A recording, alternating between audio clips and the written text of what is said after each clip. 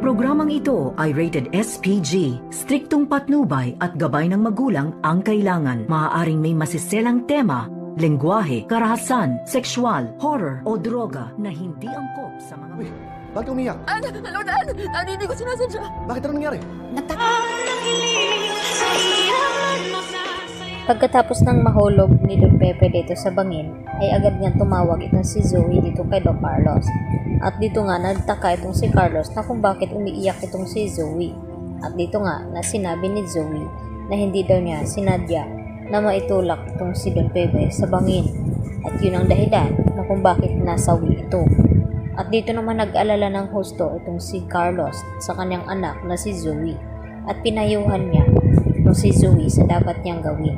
Dapat palalabasin daw nila na si Moira ang gumawa nito nang sa ganon maabsuelto itong si Zoe at hindi makukulong dahil ang may kasalanan naman talaga ng nangyaring kidnapping ay walang iba kundi itong si Moira.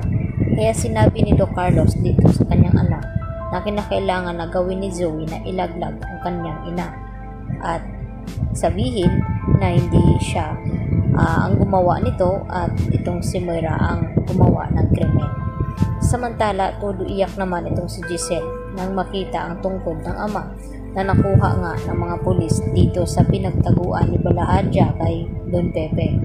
At sa kasamaang palad ay hindi nga nila naabutan itong si Moira at itong si Balahadja doon dahil dali-dali nga itong nakatakas nang makita ni Balahadja ang mga pulis na sumugod nga sa kanila.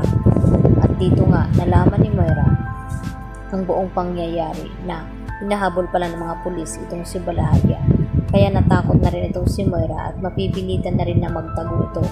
Lalo pat nalaman ni Moira dito kay Zoe na wala na nga itong si Don Pepe dahil naitulak nga ni Zoe dito sa may tulay kung saan nahuli niya ito na tinatawagan itong si RJ at itong si Giselle at sinasabi ni Don Pepe nang nagpakidnap sa kanya ay itong si Zoe at itong si Moira.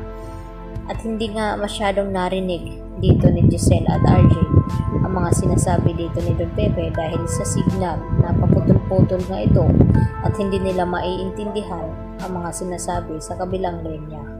Samantala, dahil sa nagpunta itong si Annalyn doon sa operation ng mga pulis ay sa dito pa lang sa dinadaanan ay manakita na silang mga tao roon na marami at dito na tinanong ni Annalyn kung ano daw ang nangyari at dito naman na sinabi ng matanda na may nakita nga daw na hulog sa tulay at ito na nga nilapitan ni Annalyn at laking gulat nito na si Don Pepe ang kanyang nakita ng kanyang lolo at dito naman na tinanong ni Annalyn kung buhay pa ito subalit ang sinabi ng lalaki na hindi daw siya sigurado kung buhay patay na ba daw ito dahil sa lalim ng pinaghulugan nito ay malabo na nga mabuhay ito.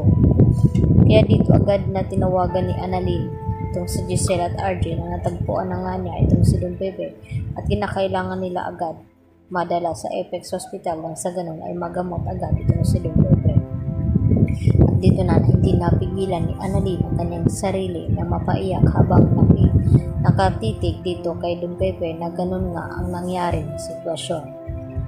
At dito naman na nagtataka na rin itong si Annalyn sa mga ikinikilos dito ni Carlos lalo na nang tumawag itong si Zoe at tawagin ni Zoe na ama itong si Don Carlos at gulat naman itong si Chang Susan nang malaman niya mula dito kay Lynette na kung bakit tinatawag ni Zoe na ama itong si Carlos. Dapat mag-imbestiga itong si Lynette dahil sa pakiramdam nito na may tinatagong lihim itong si Carlos at hindi nagsasabi ng totoo sa kanya dahil kinukutuban na nga ngayon itong si Lynette na may tinatagong talagang sikreto itong si Carlos sa kanya.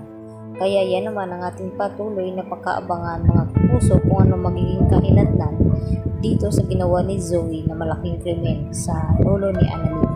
Yan lang po at maraming salamat sa inyong panonood dito sa aking munting channel. Hanggang sa muli, bye-bye!